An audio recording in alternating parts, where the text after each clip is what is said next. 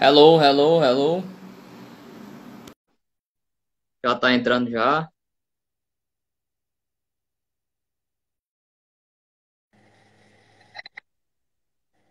Rapaz, e caiu antes do que eu pensava, porque tava dizendo ainda que faltava 7 segundos e pum! E Ai, caiu, né? Pra desculpa, ler a viu? pergunta inteira. Tu conseguiu ler inteira? Não, não consegui. É, eu vi que era alguma coisa, uma gata que tava na rua pra trazer pra casa. Eu também, desculpa. Pessoal, quem fez a pergunta, a última pergunta aí, se puder, faça de novo. Mas assim, olha, tá muito legal o bate-papo e o pessoal tá interagindo aqui. Então, obrigado, viu, Samara? E tá bem Nada, dinâmico mesmo, e informações valiosas, viu, pra gente. Muito obrigado. Eu consegui salvar a outra live, aí depois a gente avisa o pessoal que ela tá salva lá e a gente tenta salvar essa aqui também, tá bom? pronto. Então, assim, vamos tocando, né, no que você já estava tratando. É, se alguém já tiver alguma dúvida agora, ou já quiser, ou você quiser continuar de alguma parte que você parou, você que manda. Eu acho que é importante a gente falar um pouquinho sobre o manejo no ambiente hospitalar, né? Que a gente tinha conversado um pouquinho Certo. sobre isso antes. Porque como eu já falei um pouquinho sobre o gato, comportamento, histórico, né? Essa parte de introdução, ambientação, edificação emocional, eu acho importante falar um pouco sobre essa conduta médica, né? A medicina veterinária aplicada ali dentro do ambiente hospitalar para aquele gato que está chegando para atendimento, né? Que a gente chama de cat friendly practice, né? As políticas amigas do gato. Eu acho extremamente importante a gente falar um pouquinho sobre isso, né? Porque a gente muitas vezes acha que é só a conduta, né? E na verdade não é só a conduta, a forma de manejo, etc. Isso é fundamental, isso é básico. Isso você vai ter que saber como Sim, lidar com o seu paciente. Mas também a estrutura dessa clínica, né? Se a gente não tem estrutura para atender esse gato, e quando eu digo estrutura, não é uma mega estrutura, é uma estrutura mínima que comporte coisas para esse animal, que comporte coisas que estejam voltadas a essa política que eu falei para vocês. Existe o site da Cat Friendly Practice, né? Que é muito importante, todo veterinário tem acesso. Se você jogar até no Google, Cat Friendly Practice vai aparecer, vai ser o primeiro site que vai aparecer. E lá fala um pouco sobre as diretrizes, sobre o ambiente, né? E é importante que a gente entenda um pouquinho sobre isso. Até porque, como eu tinha até conversado contigo anteriormente, né? Os gatos, o momento da consulta do gato começa da casa do tutor, né? Começa do momento que o tutor vai pegar o gato para levar para o veterinário. Então, como é que eu costumo falar sobre isso? Eu começo falando da casa do cliente, né? A nossa orientação, o que normalmente a gente passa para o cliente é aqui. Ele precisa criar uma estrutura na casa em que a caixa de transporte, o transportadorzinho ali do gato, fique aberto e disponível, né? A gente tem mania de pega o gato, leva pro veterinário, faz a consulta, aí rola uma maldade, uma furada, uma coisa ou outra. O gato sai magoado, chega em casa, a gente não dá nada para esse gato, a gente só solta ele, deixa ele se enfiar em algum canto sem tocar. E Uhum. pega a caixa de transporte e esconde dentro do armário. E aí, pro gato, isso é o quê? É o teletransporte para o Ele associou veterinário. que ali é ruim. Se eu É, for pra ali, eu é vou pro inferno. isso que a gente tem que mudar. Um, que a gente tem que mostrar que no ambiente da clínica não é um ambiente ruim, é um ambiente que de vez em quando existem coisas que eles não gostam tanto, mas que é um ambiente legal, que é um ambiente que ele vai ganhar comidinha, que ele vai brincar, que ele vai ganhar uma massagem esquisita, mas que a gente nem imagina o que é de fato, né? E que é um ambiente confortável. O ambiente hospitalar ele tem que ser bom para o gato.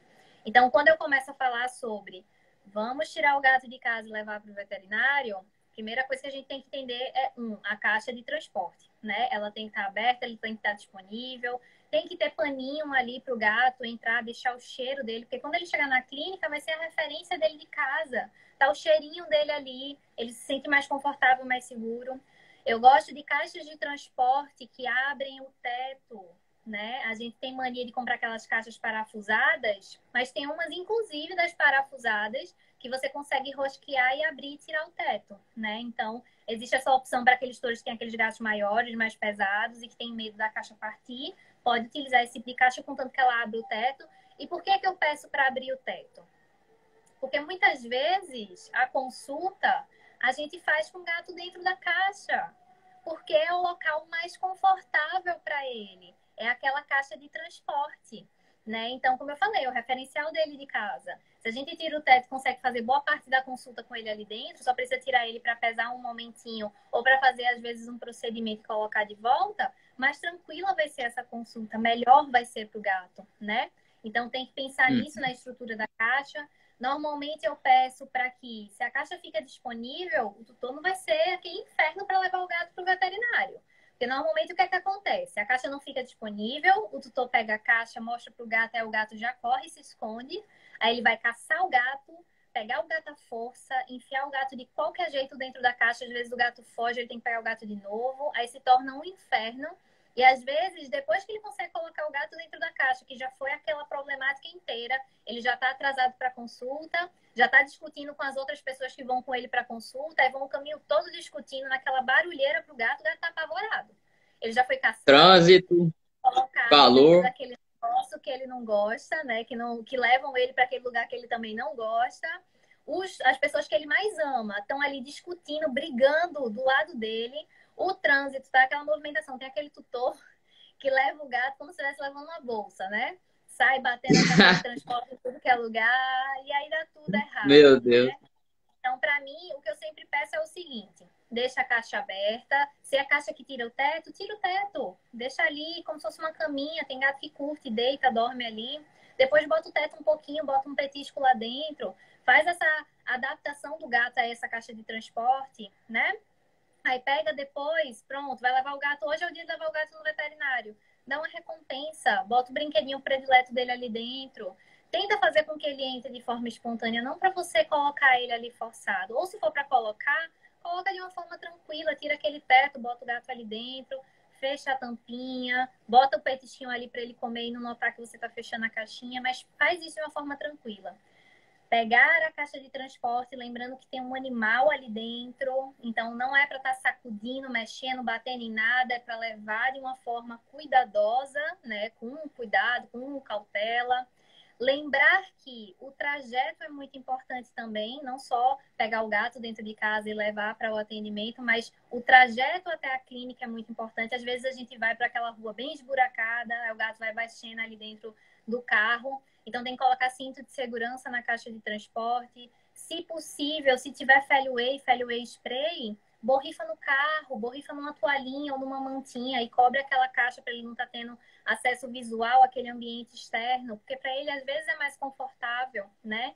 Bota uma música para o gato. Gente, existem milhares de músicas maravilhosas que a gente pode utilizar, tanto no ambiente da clínica, como em casa, como no carro, que são músicas que tendem a tranquilizar esse animal, a deixar ele mais confortável. E aí não existe aquela música agitada, não existe aquela discussão, e aí o gato chega no veterinário tranquilo, como se nada tivesse acontecido, como se ele tivesse indo passear e ganhar alguma coisa legal, que é para ser assim, tá? E aí quando chegou na Uhum. clínica, como é que tem que ser essa recepção, né? Às vezes é aquela clínica que atende cão e gato. E aí é inevitável ter cheiro de cachorro ali, mas o ideal é que a gente tenha recepções separadas, tá? Principalmente, não que, porque às vezes a gente tem recepção separada, mas que o gato tem que passar pela recepção ali do cachorro antes de chegar na recepção dele. Então, o ideal é que tenha entradas distintas para que eles não tenham essa troca, né, de cheiro, etc., para não gerar desconforto e estresse. Que essa recepção separada ela seja adequada para esse tutor que está chegando com o gato. Então, ter estruturazinha no chão, de puff, etc., para que o tutor coloque essa caixa elevada. Quando a gente bota a caixa de transporte no chão, o gato ele perde a capacidade visual dele de algumas estruturas, então ele se sente mais acuado. E às vezes a primeira coisa que ele vê quando ele chega naquela clínica é o focinho do cachorro ali na caixa de transporte. Então não pode de jeito nenhum. Tem que ficar o tutor sentadinho ali no cantinho dele e tem que ter uma estrutura para colocar essa caixinha de transporte e ele ficar ali numa altura adequada também, tá? Tem vários modelos na internet, se vocês jogam, tem estruturas bem criativas. Eu tive a oportunidade de passar um tempo em Porto Alegre. Em Porto Alegre, eles faziam os nichos, porque a recepção lá era separada, mas era no corredor, porque era a estrutura do Uhum. hospital veterinário de lá. Então, o que é que eles fizeram? Eles criaram alguns nichozinhos daqueles, como se fossem aqueles organizadores de livro, né? Que são uns caixotezinhos assim. só que eram uns retângulos. E aí tinham, se eu não me engano, uns 9 retângulos, e eles eram um do lado do outro, mas eram todos divididinhos, como se fosse realmente coisa para você guardar livro, guardar alguma coisa, aquelas estantes. E aí cabia direitinho a caixinha de transporte, né? A caixa assim, Legal. né? Nessa posição mais na longitudinal, né? A gente colocava a caixa, aí o gato não via o gato que estava do lado e nem via a movimentação do corredor.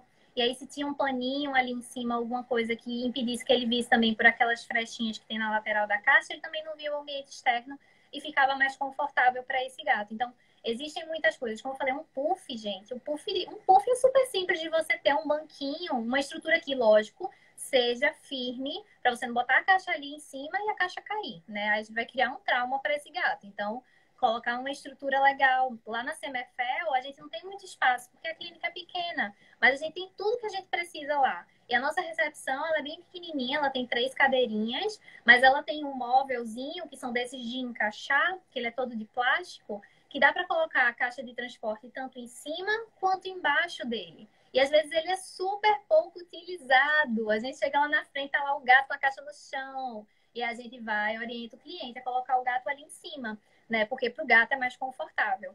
Nessa recepção tem que ser um ambiente tranquilo, tem que ser um ambiente silencioso. E aí é muito importante a gente conversar com a recepcionista que tiver ali, né? Porque ela precisa também dar uma orientada nesse cliente. É nosso papel orientar, mas às vezes é a primeira vez dele na clínica, ele não sabe de nada disso. E aí ele chega falando alto, e aí ele abre a caixa, deixa o gato passear, e aí dá tudo errado. Então, eu particularmente gosto do gatinho dentro da caixa de transporte, em segurança, com a mantinha ali em cima, com aquele ambiente silencioso. Se possível, se tiver uma televisão, ou se tiver alguma coisa ali naquela recepção que dê para pôr uma musiquinha, bota uma musiquinha.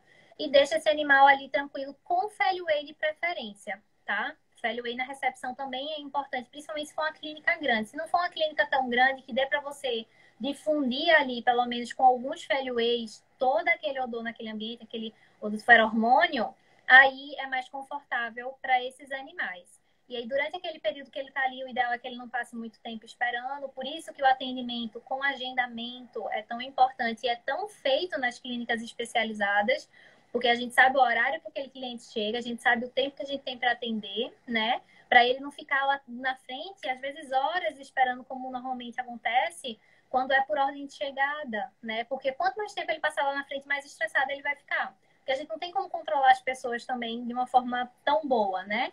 E aí, às vezes, acontece de ter 10 clientes lá na recepção fazendo aquele barulho, gato solto, menino correndo, criança chorando, tudo errado, né? Então, aí para mim não funciona. Para mim o agendamento é feito também para facilitar toda essa rotina. Aí o gato chega mais tranquilo, o gato não espera muito, entra logo para ser atendido, né? E aí como é que tem que ser esse consultório, né? O consultório também tem que ter Feliway, o consultório também tem que ser adequado para esse gato. Então, aquelas estruturazinhas de nicho são bem interessantes de ter. Às vezes a gente não tem o nicho porque o consultório é pequeno, né? Não tem muito espaço e também não tem muito espaço para a gente fazer enriquecimento vertical. Mas dá para colocar prateleiras, contanto que elas sejam larguinhas para que o gato possa subir com segurança, não se sentir instável ali, né?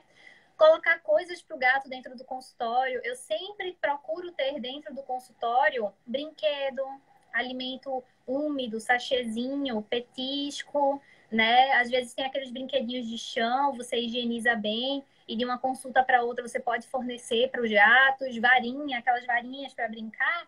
Aquilo ali é o brinquedo favorito da boa parte dos meus pacientes. Então, a gente consegue estruturar a consulta também com coisas prazerosas, né? Como eu falei, não é para ser só um Sim. local que o gato vai para fazer uma coleta, que o gato vai para fazer uma vacina, né? É para ser um local prazeroso. A consulta ela tem que ser boa também, divertida para o gato, para que ele volte da próxima vez mais tranquilo, né? A gente já teve Ele paciente, associe isso, né? Que ele associe que não é uma coisa ruim, né?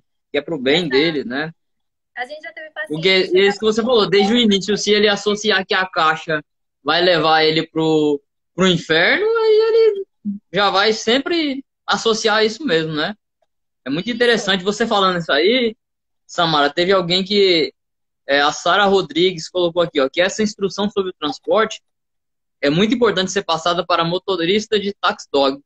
Alguns nem têm essa preocupação com o animal. Isso é uma realidade que eu acho que é o contexto, como você falou, da clínica geral, de quem trabalha com esse meio, e vamos falar de tudo, pet shop, quem vai dar banho em animal, quem vai tratar esse animal, ele tem que saber que o animal, ele tem que ser cuidado, né? Você tem que ter um tratamento diferente, né? Não, até eu trabalho com animais de fazenda, não é porque é Uhum. uma vaca, é um boi, é um cavalo, que a gente vai chegar na ignorância, que a gente não vai tentar entender o tempo do animal, entender a reação do animal ao ambiente, à pessoa estranha, né? Uhum. Num curral que tá lá, eu vou começar a falar de vaca aqui, vai até umas horas, mas como você falou do ambiente, se ela já está acostumada com aquele ambiente, tem certas pessoas de tal horário, de uma forma, a rotina dela é aquilo e aquilo é tranquilo, se chega alguém diferente, fazendo barulho diferente, tudo, mudou tudo, alterou. E o que ela já estava condicionada, aquilo ali acabou, né? Os animais de produção, principalmente ruminantes, eles têm uma questão da rotina. E acredito que no felino também, essa rotina, ela também acaba se condicionando também de uma forma que ele vai entender se vai ser uma rotina boa ou ruim, né? Com certeza. Com certeza. Uma coisa importante que tu falasse agora, Jomel, é em relação a essa questão de banho. Eu acho importante a gente conversar sobre isso também, né? A clínica especializada, ela pode sim ofertar serviço de banho, de tosa higiênica para aquele gatinho que tem aquele pelo mais longo e que precisa por algum motivo fazer aquela higiene ali, mas a gente tem que entender que o banho ele tem que ter um fundamento, né? O banho para gato. Porque às vezes tem aquele cliente que quer estar dando banho, que nem dá banho em cachorro, e a gente sabe que não tem essa necessidade, que às vezes o banho para o gato é quase uma agressão. Porque pega um gato à força, dá um banho ali com a água gelada, secam a força ele com aquele secador, sem antes adaptar ele ao som do secador, à estrutura do secador em si, porque é importante que a gente seque de fato com o secador. Então, assim, precisa entender o real fundamento de se dar um banho. Às vezes a gente tem aquele paciente idoso, né, que não consegue se higienizar bem, que tem problema articular, né, e que a gente precisa dar um suporte. A gente consegue muitas vezes dar esse suporte com banho a seco, né, com produtos adequados para fazer aquela higiene geral, mas existem períodos às vezes que a gente precisa de fato dar um banho mesmo. E aí nesses momentos o ideal é que seja feito com um profissional capacitado, tá? Com um profissional que entenda um pouquinho sobre esses gatos e possa ofertar um serviço melhor. Lá na CMFL a gente faz esse serviço com uma profissional que ela atende em grande maioria gato e ela é super jeitosa, então a gente fica ali de olho também para poder entender que tem que ser adequado, tem que ser um processo legal para aquele gato, né? E ele tem que sair com o mínimo de fator estressor daquele ambiente, porque senão a clínica em si para ele já vai ser um inferno, né? Porque lá é o local que ele leva banho, dá banho, né? Tem o banho dele realizado, que tem aquele negócio que faz um barulho absurdo que ele não entende o que é, e tem latido de cachorro, e tem isso, aquilo outro, e ele ainda faz o atendimento clínico lá. Então, tem que entender o Gente real mexendo fundo. nele, furando ele pra lá e pra cá. Exatamente. Eu falo muito sobre isso porque eu tenho clientes que às vezes querem dar banho semanal no gato e o gato odeia tomar banho. É um inferno para ele. Esse gato vai acabar adoecendo por conta dessa rotina e porque acha que tem que forçar, como eu falei, repito e vou repetir milhares de vezes aqui. Gato não se força, isso não existe. Gato, a gente barganha uma estrutura, a gente adapta ele àquilo se for algo confortável, né? Tem paciente nosso que toma banho uma vez no ano, se precisar, né? E o pessoal às vezes dá banho quinzenal, então tem que ter cuidado, tem que entender também padrão racial, tem raça que tem um pelame mais longo, que às vezes precisa de um suporte diferente, que mesmo que não seja um banho, mas tenha que fazer um desembaraçar, né? Que às vezes esse desembaraçar está relacionado ao tutor que não sabe fazer o manejo correto, porque é rotina. Escovar pelo de gato é rotina. Se você não escova o pelo do seu gato, tá tudo errado. Porque ele vai ali se lamber para fazer o que a gente chama do grooming, né? Que é aquele processo de higiene que eles fazem. E eles vão engolir pelo, gente. A língua do gato, ela tem aquelas estruturazinhas que é basicamente uma lixa. Aquilo ali leva o pelo todo para É. dentro. E ninguém aqui viu o gato tirando pelinho de língua ou cuspindo o pelinho para poder não engolir. Não, ele vai engolir, né? Se E ele se ele cuspir a bola de pelo mesmo, né? e aí isso não é normal, né? O gato que Uhum. vomita. Existe, eu escuto muito isso. Ah, doutora, mas ela vomita assim toda semana. Mas me falaram que gato vomitar é normal.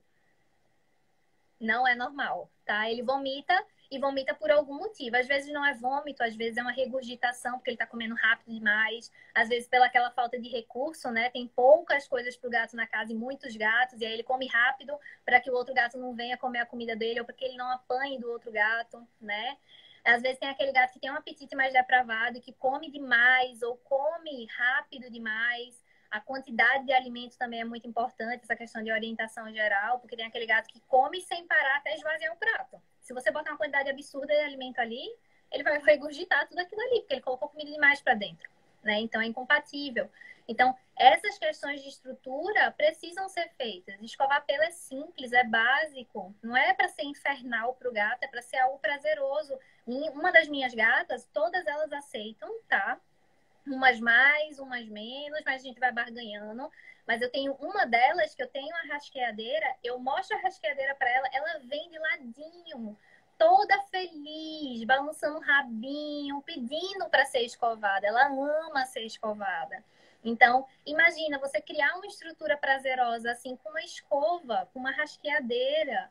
Então, é algo que precisa ser construído, sim. Essa questão de banho, tem que entender o fundamento, e muitas das vezes o nosso paciente felino faz banho a seco, quando tem necessidade. Aí existem as farmácias de manipulação, que manipulam estruturas, né, que a gente pode utilizar ali naquele pelame, que são bem legais. Tem um tipo de banho a seco que a gente usa muito, que ele é tipo em pó. É tipo um talquinho, e aí você joga ali em cima do pelo, ele não tem cheiro, né? E aí mesmo que o gato lamba, não dá intercorrência, porque é um produto seguro. E aí você polvilha o gato todinho e rasqueia ele, o pelo fica maravilhoso, tira aquelas gordurinhas ali da base, né? E normalmente o gato que tá se sujando, porque o gato é um animal muito limpo, gente. Se ele tá ficando com aspecto de gato que tá sujo, tem algo errado. Às vezes tem algo errado em algo pontual que o tutor não consegue observar. Lógico, ele não é formado para isso, ele não é médico, tá? Mas a gente, como veterinário, tem que entender. Às vezes, eu tô aqui, né, em rede social, olhando, porque eu fico de olho nos clientes, a gente Uhum. tem rede social para ficar de olho no que eles estão fazendo. E às vezes eu vejo pessoas, colegas, que não são veterinários e que não são meus clientes, tá? Com um gato que, por exemplo, um gato branquinho. Um gato todo branquinho com a pata marrom. E não é marrom porque a pata dele tem a cor marrom, não. É marrom de sujeira grudadinha aqui, nessa parte interna.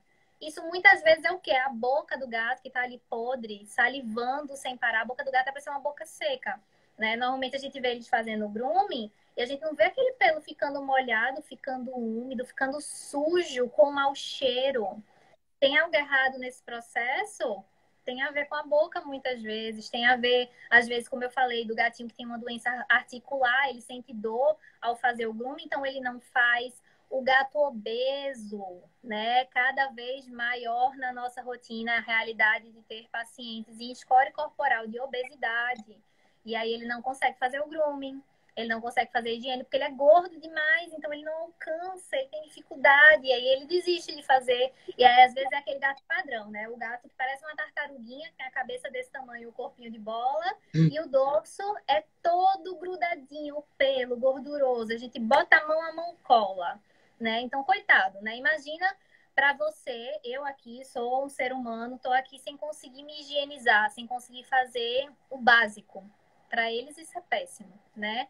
Então, se isso está acontecendo, tem algo errado acontecendo que precisa ser ajustado para a parte clínica e a gente precisa entender, nós como veterinários, e tendo esse serviço, que isso aqui tem que casar, né?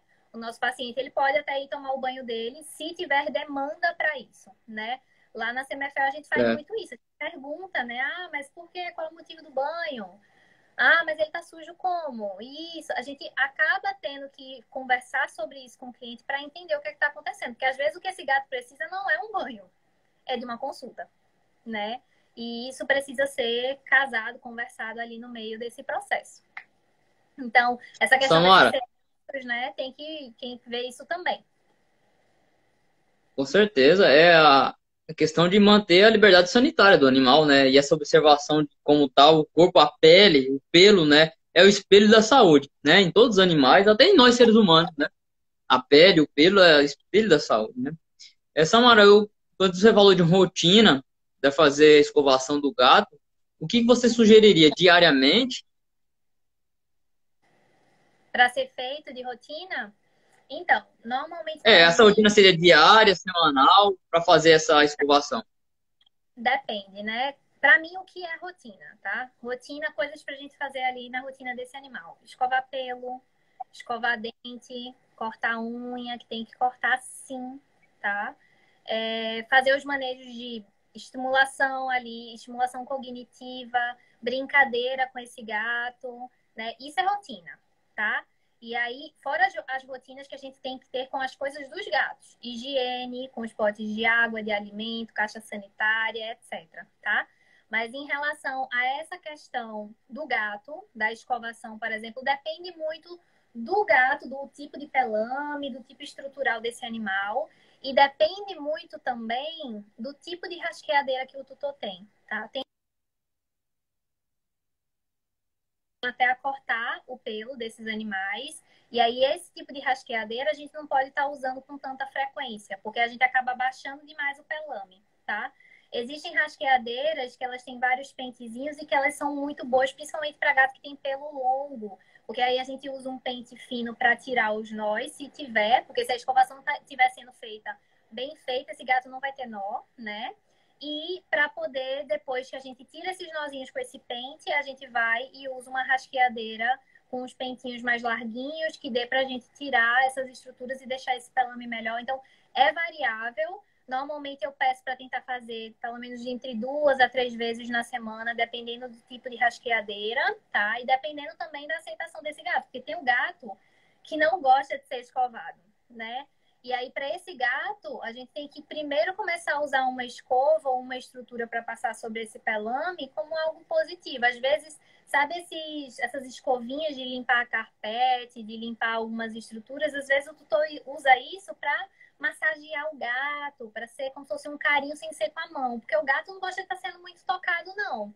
Normalmente a gente usa muito produto, ou a gente tem o nosso cheiro individual que a gente passa pro gato.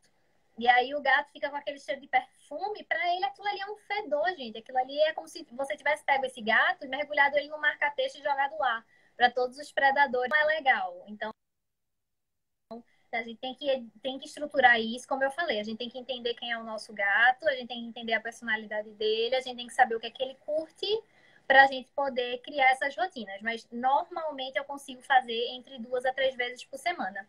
Aqui eu tenho uma rasqueadeira, deixa eu mostrar para vocês. Essa daqui é aquela famosa Furminator, né? Uma simularzinha assim, que ela tem esse pente único. Não é todo veterinário que gosta da Furminator, tá? Tem veterinário que prefere aquela rasqueadeira em retângulo, que ela tira mais pelo de uma forma legal, sem cortar. Essa daqui, às vezes, ela engancha muito, tá? E, às vezes, ela acaba machucando na hora que você faz, porque é um pente de metal. Não sei se vocês estão conseguindo ver, mas ele é uma estrutura toda metálica e é Sim. bem duro, tá? Essa daqui é uma grande, mas existem umas que são pequenininhas, que tem até uma estrutura para facilitar para tirar pelo. Então, tem que identificar.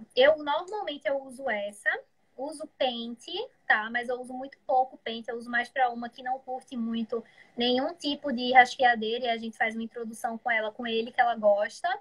E eu uso aquela rasqueadeira padrãozinha de cachorro que tem aquele pelinho felpudo, normalmente é o poodle, né? Que tem aquele que a gente quer deixar parecendo um floquinho de neve. A gente usa aquelas rasqueadeiras que são retangulares, que tem vários pentinhos. Pronto, normalmente eu uso muito aquela ali também.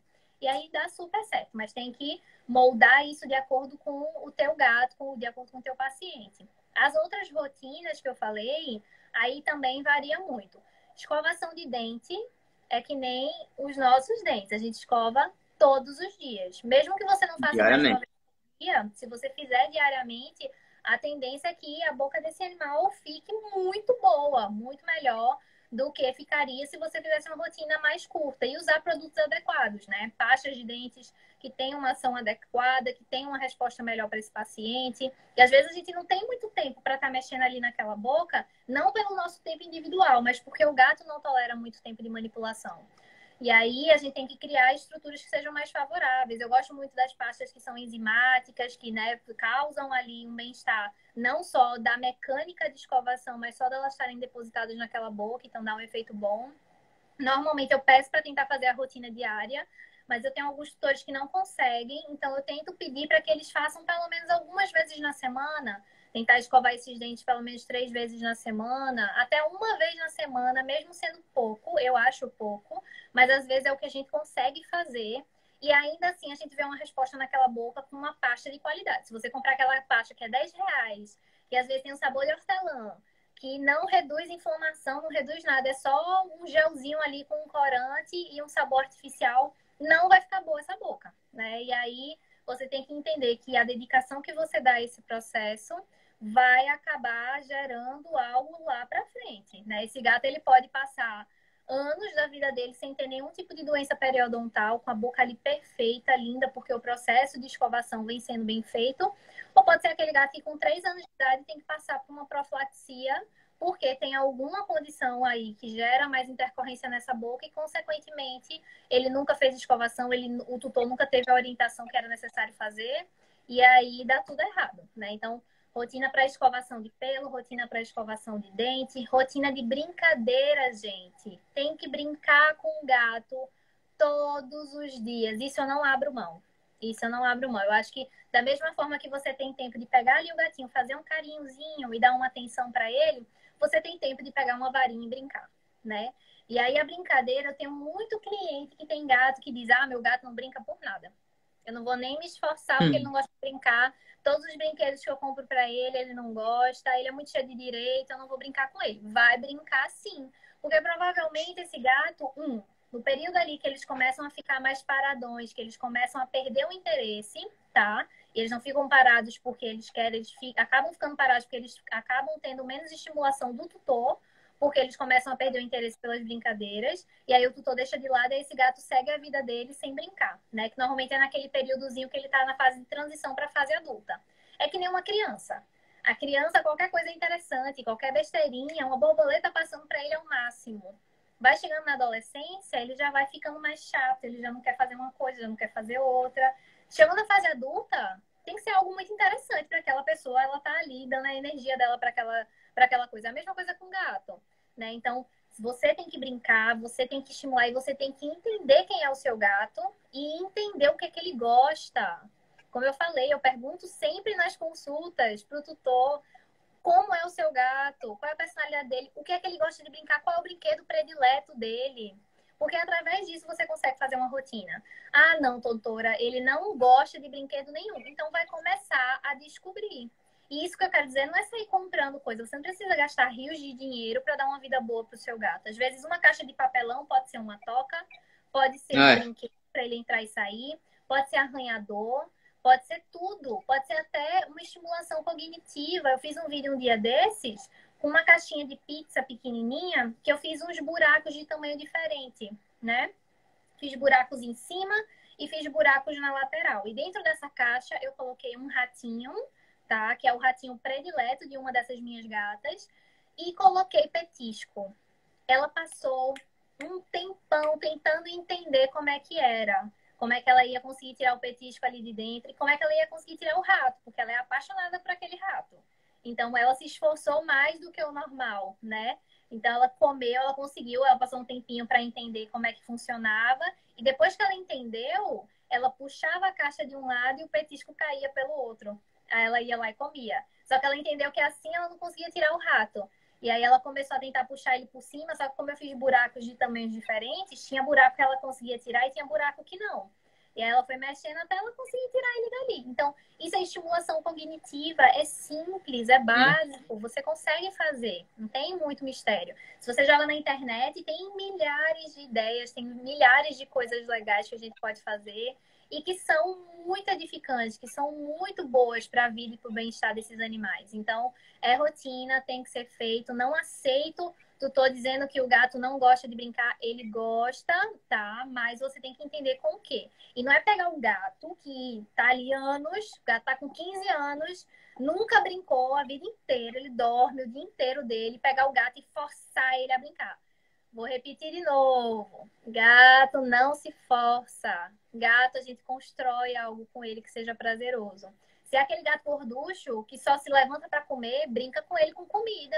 Existem várias estruturas de brinquedo que a gente bota alimentação dentro, só que às vezes a gente não sabe usar. A gente pega, às vezes, compra aquelas bolinhas prontas que bota petisco ou ração e dá pro gato. E às vezes essas bolinhas elas são super difíceis para conseguir cair um petisco. O gato tem que bater, bater, bater para poder sair um.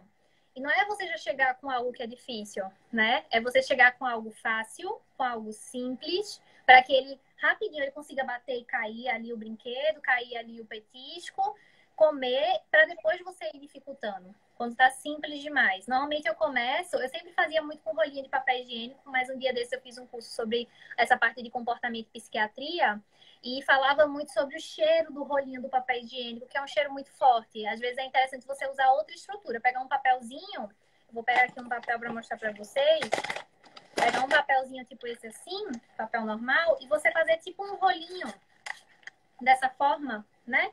Aí você grampeia aqui um ladinho, bota o petisco aqui, grampeia o outro ladinho, fecha ele assim, feito uma trouxinha, e faz uns buracões aqui nessa parte de cá, e bota pro gato. O gato que é aquele gato esfomeado, ele vai rasgar isso aqui no meio em 2 minutos, e aí o petisco vai cair todo no chão e dá super certo. Mas o gato que é mais preguiçoso, ele vai demorar para conseguir tirar daqui. Isso é muito variável. Então, se está muito fácil, você cria uma estrutura mais difícil. Se está muito difícil, você tem que facilitar para que ele tenha interesse, senão ele vai frustrar e aí ele não vai Senão fazer ele mais. deixa pra lá também, né? Ele vai Frustração é acabar algo deixando pra lá. complicado. Frustração é algo muito complicado para gato, porque às vezes o que é que acontece? A gente vai brincar e brinca com todos os gatos juntos. Pega todos os gatos e volta para aquele momento da brincadeira e dá super errado. Porque sempre tem um gato que é mais danado, que vai pegar o brinquedo e vai levar embora e vai ficar todos os outros gatos assim, frustrados, entender porque a brincadeira acabou. E às vezes esse é o gato que destrói o brinquedo, ou tem um cachorro na casa que é danado, vê a brincadeira, pega e destrói todos os brinquedos do gato. Não pode, tá? Normalmente eu peço para os clientes, se lógico, os gatos se dão bem, para fazer momentos de brincadeira em conjunto e fazer momentos individualizados. E como é que a gente faz isso? Pega a galera, tranca num cômodo, tranca num canto, e aí nesse momento que eles estiverem trancados, ou bota alguém para ir brincando com eles ali, ou dá uma comidinha, um petisquinho, mas transforma isso em algo proveitoso e prazeroso para todos os animais que estão ali, e vai brincar só com aquele gato. Aí depois pega esse, coloca lá no cômodo, tira o outro e vai fazendo essa rotina. Tem que ter. Normalmente eu peço para os tutores brincarem em média entre 10 a 30 minutos por gato por dia. E isso entre 1 a 2 vezes por dia. Isso é algo que todo mundo consegue fazer, né? E às vezes é aquele gato que é hiperreativo, é aquele gato que é ansioso, é aquele gato que quer brincar, mas ele é tão frustrado todos os dias que ele começa a desenvolver aqueles comportamentos que para o tutor são indesejáveis, né? De automutilação, né? E aí a gente precisa, para esse gato principalmente, estruturar a vida dele. E quanto mais a gente brincar com esse gato, que é um gato cheio de energia, mais tranquilo ele fica. Eu tenho uma gata que ela é hiperreativa, eu tenho uma gata que ela precisa brincar, que ela, às vezes, ela sobe na sanca aqui de casa e ela fica correndo ali em cima, feito uma louca, desce, brinca.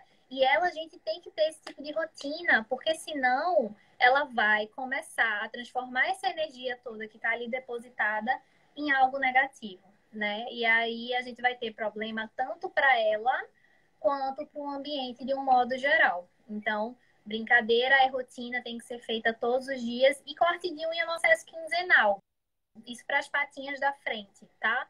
Normalmente as unhas da frente, as garrinhas dos gatos, elas têm um tempo de crescimento mais ou menos de 15 dias. E aí a gente corta ali na linha de corte, que normalmente as garras dos gatos, elas são retráteis, e quando elas saem, tem uma área que é transparente e tem uma área que é preenchida. Essa área que é preenchida a gente não mexe, porque se mexer ali vai gerar dor, desconforto, vai sangrar. O gato, da próxima vez que você tentar cortar, ele vai ficar com muito medo. Ele não vai deixar você cortar de uma forma tranquila.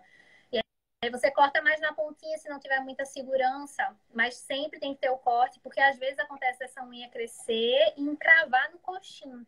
Eu já peguei paciente com um coxim ali horrível, com contaminação bacteriana, com a unha, a capa da unha caiu e a unha nova cresceu, empurrando a capa para dentro.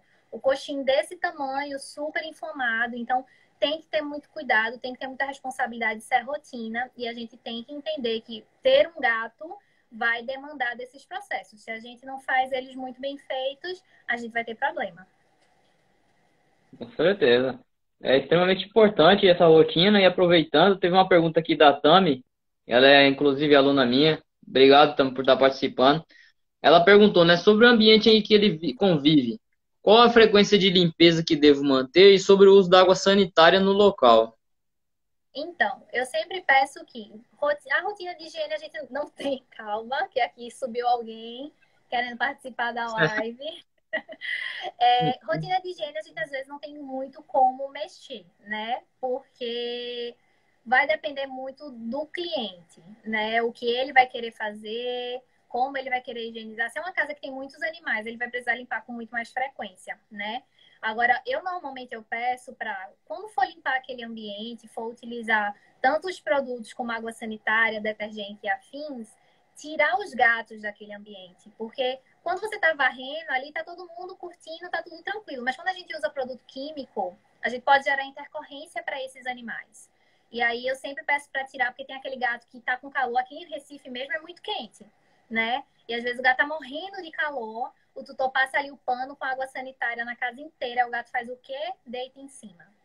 Aí começa a fazer processo alérgico, ninguém sabe o que é, vai perguntar pro tutor, ah, não, tudo na minha casa é super... Minha casa é muito limpa, eu limpo ela direto, limpo 2, 3 vezes na semana, a casa tá sempre muito bem higienizada. Aí quando você vai perguntar como é que ela faz esse processo de higiene, tá tudo errado. O gato fica ali rolando na água sanitária até ter alguma reação. Então, eu peço para tirar. Tem alguns gatos que têm algum tipo de atração para o odor da água sanitária e tem que ter muito cuidado com isso, porque eles se esfregam, eles podem esfregar a face e causar lesão, inclusive ulceração em córnea ou qualquer outro tipo de lesão mais grave. Tem que ter muito cuidado com isso, tá? Mas, normalmente, essa rotina de higiene eu deixo muito a critério do tutor. Eu só realmente oriento como ele pode fazer de uma forma melhor e quais tipos de produto ele pode utilizar na casa. Às vezes, por exemplo, eu tenho muito cliente que é alérgico, né? Aqui em Recife é uma região muito quente e junta muita poeira, dependendo do local onde você mora. E aí, eu sempre peço para que na casa tenha aspirador de pó. E aí, você tem que aprender a fazer com que o gato aceite o aspirador de uma forma tranquila, né? Ligar o aspirador do lado do gato. A primeira vez que o gato vai ouvir aquele som, ele vai correr, ele vai entrar em desespero, ele vai entrar em pânico quando você usar. Então, é dar uma comidinha gostosa, ligar o aspirador longe, fazer com que ele comece a escutar aquele som, mas com aquela rotina prazerosa. E aí, ele vai chegando mais perto para ter aquela curiosidade de ver o que é aquilo, né? A gente tem que ter muito cuidado com isso. E, para mim, casa que tem gato tem que ter aspirador de pó, né? É uma realidade nossa. Nós perdemos muito pelo, cabelo. Os gatos perdem muito pelo. E aqui na nossa região é muita poeira. Então, às vezes, o gato fica ali passeando pela casa para aqueles cantos cheios de poeira. Às vezes, tem muito lynx ácaros no ambiente e no gato, que é aquele ácarozinho de pelo famoso. E aí o gato começa a se coçar, todo mundo faz qualquer coisa do mundo menos higienizar um ambiente e usar um produto adequado para tratamento. E aí dá tudo errado. Então, esse processo de higiene, normalmente, do ambiente, de um modo geral, eu deixo muito a critério do tutor, mas vou orientando da forma que for melhor para os gatos e para ele. E questão de higiene de estrutura, por exemplo, de caixa sanitária, pote de água, pote de alimento. Normalmente eu peço para que faça diariamente em relação aos potes de alimento e de água, tá? Você tem que ter tempo ali para lavar. É louça, gente. É que nem o nosso prato. Vocês vão comer. Eu tenho muito tutor que come, né? Faz a rotina dele, lava os pratinhos dele. E aí ele não pensa que se ele pega o pote de água do gato, joga na pia, só joga água e passa a mão ali para tirar o grosso e bota mais água, ele não tá lavando. Você faz isso com o seu prato? Eu não faço isso com o meu prato, né? Isso não é higienizar. Então, higienizar é limpar com buchinho, o gato tem que ter a buchinha dele, tem que ter detergente, limpar, tirar todo tipo de resíduo que possa ter ali naquele pote, naquela vasilha de alimentação, até para que ele não tenha nenhuma intercorrência em relação a produto químico, tá? Mas a gente tem que criar essas estruturas de rotina de higiene. Para pote de água e de alimento, todos os dias lavar com buchinha e com detergente. Em relação à caixa sanitária, depende muito do número de caixas que você tem, tá? Normalmente, se você tem, normalmente o que se recomenda é que se tenha uma caixa sanitária por gato na casa e que se tenha uma caixa sanitária extra. Então, se eu tenho 4 gatas, eu tenho que ter 5 caixas obrigatoriamente. E as caixas, elas precisam ser grandes, amplas e confortáveis para o gato, tá? Como eu disse, em ambientes sanitários diferentes. Normalmente tem que ficar em cantos periféricos da casa, não podem ficar em cantos centrais, porque aí eles não vão utilizar. A mesma coisa se ter um banheiro ali sem parede no meio da casa, não vai funcionar. Então, você tem que estruturar isso bem. As caixas não podem ficar encostadas na parede. Às vezes tem um tutor que está aqui na parede, ele bota a caixa. E aí o gato, toda aquela área que está ali encostada na parede, ele não vai usar. Porque ele vai ter que ficar topando na parede para usar e é muito desconfortável. Às vezes ele se arruma todinho ali na caixa e faz cocô e xixi fora. Aí o tutor grita, o tutor briga, o tutor repreende e dá tudo errado. Não é assim que é para funcionar. Então, normalmente, se você atende a um número desejado de caixas, você tem que tirar fezes e urina todos os dias. E eu digo fezes e urina, porque tem alguns tipos de substrato de granulado sanitário que não formam um torrão, que não formam alguns tipos de estrutura, que são mais fáceis de ser removidos, né? E aí o que acontece? Às vezes é, por exemplo, a sílica. A sílica ela só fica ali com a corzinha de xixi e ela absorve. Mas você tem que descartar aquilo ali que está com urina, porque mesmo que para você não tenha o cheiro, o gato tem o poder olfativo de 5 a 10 vezes mais potente do que o ser humano. Então, para ele, tá fedendo sim a xixi. É a mesma coisa de você demorar um mês para lavar o seu vaso sanitário. É absurdo. Eu sempre peço pro tutor se colocar no lugar do gato, né? Pensar que tá ali usando aquele banheiro químico no sol de meio-dia, que você entra no banheiro e você vê que ele tá limpo, mas ele tá fedendo, né? Então é assim que o gato se sente. Caixa sanitária fechada, gente, aquelas caixas que eu chamo do iglu do cocô, né? Porque o gato tem que entrar ali dentro, às vezes a caixa é limpa pouquíssimas vezes, porque aquela caixa fechada ela foi feita para atender uma vontade, uma demanda do tutor, não do gato. Imagina um gato entrar num ambiente todo fechado para urinar e defecar, costuma ser desconfortável. Tem gatos que são bem adaptados a esse tipo de rotina e que usam, mas na maioria das vezes, pela visão comportamentalista, não é confortável, né? Em relação ao granulado sanitário também, os granulados grossos não são muito recomendados porque eles incomodam, eles não parecem com a estrutura de terra, de areia que eles usariam para poder usar no ambiente normal, né? No ambiente que seria selvagem. E aí você usa aquele granulado enorme que o gato pisa, dói na pata, ele sacode assim. E às vezes a gente acha que é besteira do gato, é frescura do gato, mas não é. Isso é questão de bem-estar que a gente promove com essas coisas simples também. Então, se você tem um número de caixas adequadas, com um granulado legal, você pode lavar essa caixa mais ou menos uma vez por semana. Isso aí já é um intervalo máximo, assim. Não pode passar mais tempo que isso. E tirar fezes e urina todos os dias. Se você tem menos caixa, por algum motivo específico, tá? Que eu sempre pergunto por quê, porque eu já morei num apartamento bem pequenininho e eu tinha 3 caixas sanitárias para 2 gatas. E às vezes eu tinha que tirar as caixas de lugar, fazer uma estrutura que desse, que fosse confortável para elas. E eu sempre pensei muito mais nelas do que no meu conforto, porque para mim ter uma caixa ali no meio da cozinha não é o lugar mais adequado, mas era o lugar que eu tinha. Então eu precisava pôr, tá? Então é isso, é entender se eu tenho menos caixas, eu vou ter que limpar mais vezes. Então, se você tem 4 gatos e tem 3 caixas, tu vai ter que limpar essas caixas pelo menos entre 2, 3, 4 vezes na semana. Vai depender muito de quanto tempo tá demorando para essa caixa ficar com aspecto mais sujo. Vai ter que lavar, vai ter que descartar tudo, vai gastar mais granulado sanitário, então é melhor você ter uma caixa a mais. Né? Então é Com muito disso. certeza. Normalmente a caixa sanitária, o que é que para mim é uma caixa grande? A caixa de pet shop, na maioria das vezes não. Normalmente a caixa de pet shop é uma caixa mediana.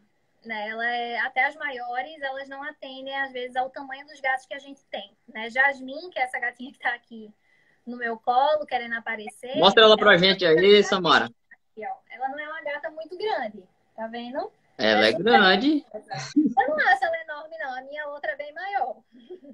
É, Ela olha, de uma caixa maior do que o tamanho do tronco dela, tá? Mais 20% do tamanho do corpo. Então, imagina o tamanho dessa caixa, né? A gente recomenda muito aquelas caixas de misturar cimento, de casa de construção. São caixas ótimas, baratas. O tutor que tem um baixo poder aquisitivo, ele vai conseguir comprar e ele vai conseguir trocar essa caixa de tempos em tempos. Né? A gente também recomenda muito aquelas caixas de atacado dos presentes, que a gente consegue comprar aquelas caixas organizadoras, sabe? Que são grandonas, também bem confortáveis, que não são aquelas caixas brancas, né? E aí vai demandar muito em relação também a esse gato, porque às vezes existem umas caixas que são bem altas e umas que são bem baixinhas. As baixinhas a gente preconiza mais para aquele gato que tem alguma dificuldade para entrar na caixa, que tem dor articular, né? Aquele paciente mais idoso. A gente bota uma caixinha mais baixinha para ele entrar com menos dificuldade. Agora, aquele gato, às vezes, que o tutor reclama que ele joga o granulado todo para fora, e é aquele gato que é um gato jovem, brincalhão, que gosta de brincar ali na caixinha também. Aí esse gato você bota um mais alto, não tem problema, mas é bem barato, elas são bem legais e tem sempre que lembrar que caixa sanitária, mesmo que a gente não faça isso, ela tem que ser trocada com um certo prazo. Normalmente a recomendação é que seja trocada anualmente, tá? Mas normalmente eu peço para o tutor ter bom senso e olhar a estrutura da caixa. Se ela tá com muita ranhura ali no fundo, se ela tá já começando a ficar desgastada, ela achar a gente, troca essa caixa, pelo amor de Deus. Vocês vão ter muito mais trabalho e problema com ela do que manutenção de bem-estar. Então, isso é algo bem importante. E a Tina, ela é uma das minhas clientes, tá? E ela tá falando aqui, ó, maceira de armazém. Não é nem R$ 20 aqui no Recife. Então, vamos investir em algo que seja confortável de fato usar. E a Tina É, ela mora num apartamento bem pequeno, tá? E ela consegue criar essa estrutura para as gatas dela, as duas gatinhas dela, a Agatha e a Lulu. Então, vamos começar a pensar mais nos gatos e estruturar essa casa que seja uma forma confortável para todo mundo. Eu tenho um cliente que reclama com certeza. 24 horas por dia, porque ele odeia aquele granulado sanitário que o gato gosta. E aí eu sempre peço para ter bom senso. Se não gosta daquele granulado, procura um que tem uma estrutura parecida, confortável. Bota em uma outra caixa sanitária para ver se o gato vai tolerar, se ele vai gostar, para que vocês consigam construir algo que case para os dois. Para que nem o tutor viva uma vida que ele tá ali, estressado constantemente, querendo jogar aquela caixa sanitária fora, e nem que o gato viva mal, né? A gente tem que criar uma estrutura que seja mais prazerosa para todo mundo, né? Então isso é muito importante. Que legal. É, é muito importante todos esses cuidados que são básicos. A gente vê que está relacionado com a posse responsável, mas são cuidados básicos que vão manter e promover o bem-estar desses animais, né? Então, o contexto de bem-estar, né, ainda mais numa espécie, né, como o gato, que ele tem sua particularidade, personalidade, tem que ser muito enfatizada a importância disso. É como você falou, quem vai criar um gato, ele tem que ter todo esse conhecimento aí. E hoje não, a gente vê que não tem, né, Samara? Até entre nós profissionais, a gente não é tão instruído quanto isso. Você tem esse conhecimento que o quanto você já vem estudando sobre isso, né, e trabalha só com isso. Então, eu acho que isso que a gente está fazendo hoje é uma oportunidade de divulgar mais essa importância de promover e como se promover. E a gente vê que não é uma coisa de outro mundo, mas são coisas básicas que, de alguma forma, talvez em alguns momentos é difícil, mas é preciso fazer se a gente quer dar condição e a gente precisa. Não é nem que a gente quer, eu acho que é como você falou, se eu tenho a responsabilidade de ter um animal, eu sou obrigado a dar o mínimo de conforto para ele, a respeitar o bem-estar dele. Então é muito bom a gente trazer isso à tona, né? Mostrar o que precisa. E que bom que seus pacientes, seus clientes, né? Eles estão sempre com você, estão acompanhando, seguindo suas instruções. Porque daí, com certeza, seus pacientes são pacientes felizes e saudáveis, né? Não tem como o animal ser saudável se ele não está em bem-estar. E a máxima, ao contrário, é verdadeira também. Se o animal não está em bem-estar, ele não fica saudável. Então, tá tudo interligado, né? Isso. Ó, Então, tem uma pergunta aí pra você, aí, ó. A Tami perguntou agora, ó. sobre passeio Tá e lendo aí? guia. Então, eu tenho uma gata que ela passeia. Só que a gente tem que entender que o passeio, ele tem que ser confortável para o gato, tem que ser um passeio seguro. Então, essa ideia de, vou abrir a porta e vou deixar meu gato ir ali no quintal e voltar, não. Isso para gatos que vivem em casa, isso para gatos que vivem em apartamento. A gente tem que entender que o animal hoje é muito mais seguro para ele viver domiciliado, tá? Aqui no Recife, a gente vive muito em apartamento, né? Não é todo mundo que vive em casa ou que tem essa estrutura aberta. Então, esse passeiozinho para esse quintal, já não acontece tanto, né? Os apartamentos são, na sua grande maioria, telados, e os meus clientes que têm casa, eu sempre peço para telar a casa também. O gato não tem que dar voltinha, não, tá?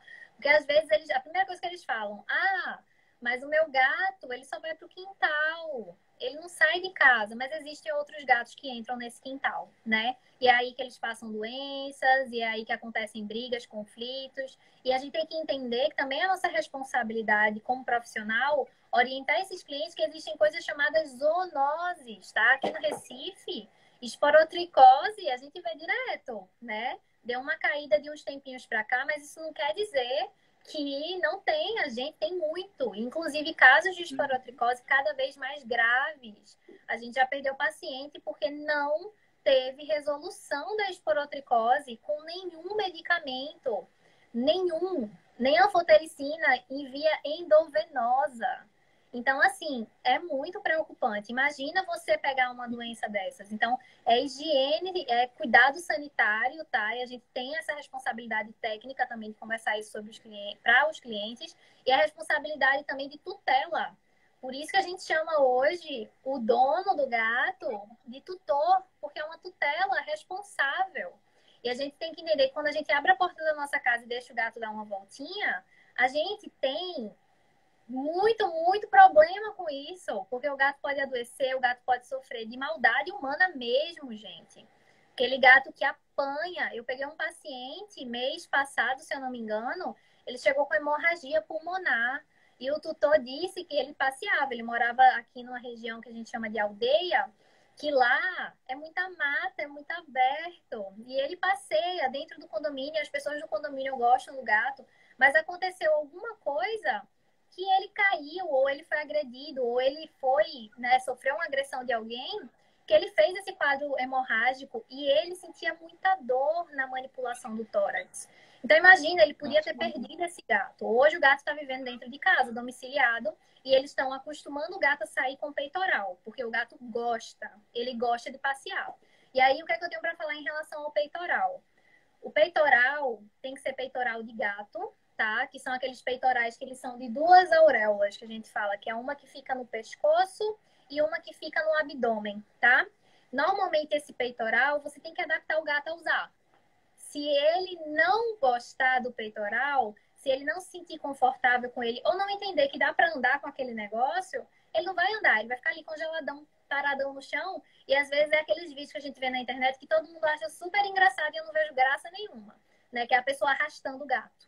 Eu já vi, inclusive, colegas fazendo isso. E eu acho isso uma falta de respeito com o animal. Porque você está submetendo ele a uma situação tão desgastante, ali, tão estressante. Ele está contido por uma estrutura que ele não acha confortável. E ele ainda está sendo arrastado, sendo um motivo ali de graça. Então, isso não é legal. Então, adaptar esse gato a andar, como é que a gente faz o gato a se adaptar ao peitoral? É você pegar esse peitoralzinho, colocar nele dentro de casa e tentar fazer ele andar e com estímulo. Por exemplo, minhas gatas, elas curtem muito petisco. Eu pego o petisquinho, boto ali no nariz e vou tentando fazer ela andar com o petisco. Aí ela vai, anda um pouquinho, deita. Anda um pouquinho, deita. Porque ela não está acostumada com aquela estrutura, né? Os peitorais, que são peitorais de cão, normalmente eles pegam muito mais o tronco do gato, pegam muito mais essa região de tórax e deixam o gato se sentindo mais contido, e eles se sentem desconfortáveis. Mas os peitorais, que são esses de auréola, eles dão mais mobilidade. Então, o gato não se sente tão desconfortável. Mas, claro, você tem que adequar isso ao tipo de gato que você tem, né? E aí, você conseguindo fazer ele andar de uma forma confortável, aí você vai começando a abrir a porta para esse gato. Vai deixando ele chegar ali no hall do apartamento ou no quintalzinho da casa, até que esse gato vá se acostumando e vá querendo sair. O gato que vai levar você para passear. Não é você que leva o gato para passear. E aí tem que ter em mente que o gato que você criou essa rotina, você vai ter que manter essa rotina. Se você não tem tempo para passear com o gato, não crie essa rotina. Porque Samara, você tá vai acabando já essa outra. de novo. Já tá acabando. Eu vou terminar aqui e vou voltar. Pessoal, volte aqui porque aí a gente vai responder a pergunta da focinheira e vamos finalizar, né? Pronto. Rapidinho, a gente já volta. A gente já volta.